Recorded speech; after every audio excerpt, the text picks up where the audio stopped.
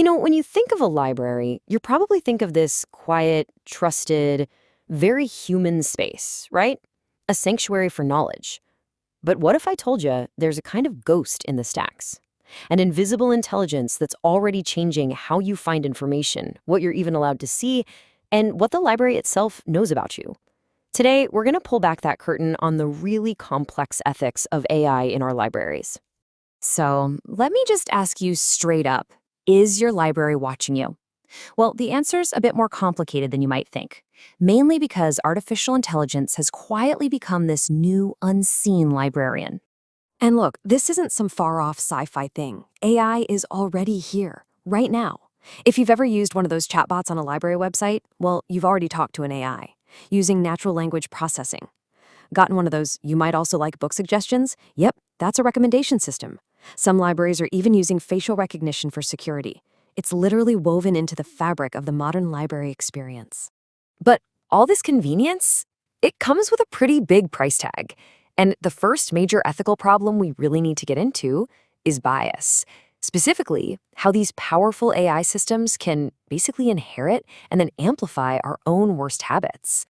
So what we're talking about here is something called algorithmic bias. To put it simply, it's when an AI system gives you unfair results because it was built with flawed data or a discriminatory design right from the very beginning. Let me give you a perfect and kind of startling example of how this can happen. For decades, the Library of Congress used the official subject heading illegal aliens.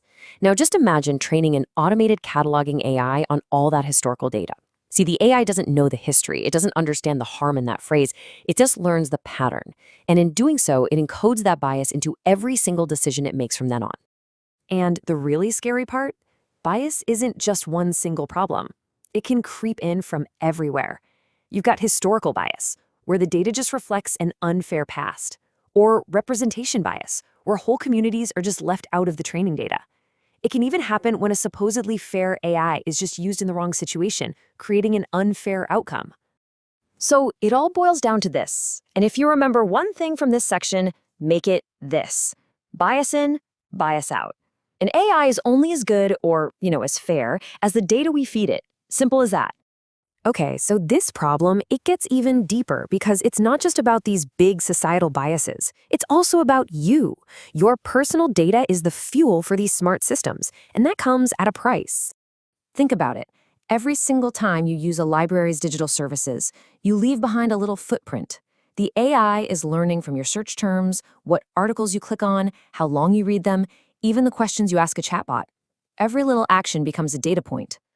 On the surface, that data seems harmless enough, right? I mean, it's just helping the system get smarter. But what can an AI really learn from all these little digital breadcrumbs? Well, it can learn pretty much everything. Your health concerns, just based on the medical journals you look up, your political leanings, from the news sites you read, your deepest personal beliefs, all reflected in the books you check out. An AI can build a startlingly intimate profile of you from data that seems totally innocent. And this is where it gets really frightening. Sometimes we can't even ask the AI how it made a decision about you. This is what's called the black box problem. The system becomes so complex that even its own creators can't fully explain its logic. That leaves you with no way to question or appeal a decision it's made. And all of this, it brings us to an even bigger threat. One that really strikes at the very heart of what a library is all about: intellectual freedom. What happens when we hand the keys to AI and let it become the new gatekeeper of information? Well, the intention always sounds great. Use AI to automatically filter out harmful content and create safe online spaces. But the reality, it's often a disaster. These systems are notorious for overblocking perfectly legitimate academic research, for having built-in biases against topics related to LGBTQ+ folks and other minorities. They're basically a blunt instrument where you really need a scalpel. So, here's the bottom line. We can't just hand over our responsibility. The ethical imperative is crystal clear. Any use of AI to filter information in a place like a library absolutely requires robust, meaningful human oversight. Period. No exceptions.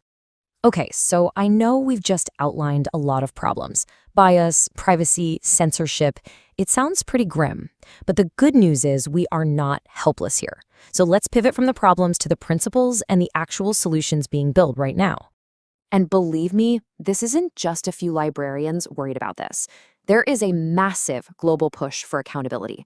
From the OECD and UNESCO setting international standards to the huge EU AI Act, governments and organizations all over the world are waking up and creating frameworks to govern this technology responsibly. And that brings us to what we can actually do. And listen, these aren't just polite suggestions, these should be our demands for ethical AI. First, we need critical AI literacy for everyone. We have to demand accountability from the companies selling these systems, insist on meaningful human oversight, and, of course, educate patrons and advocate for strong ethical policies at every single level. You know, when you strip everything else away, it all boils down to one single question. The technology itself, it's neutral. It's just a tool. But how we choose to build it, to train it, and to govern it, that will decide what role it plays in our lives. So, what's it going to be? A partner in our search for knowledge, or a new kind of censor standing at the gates? The choice, for now, is still ours to make.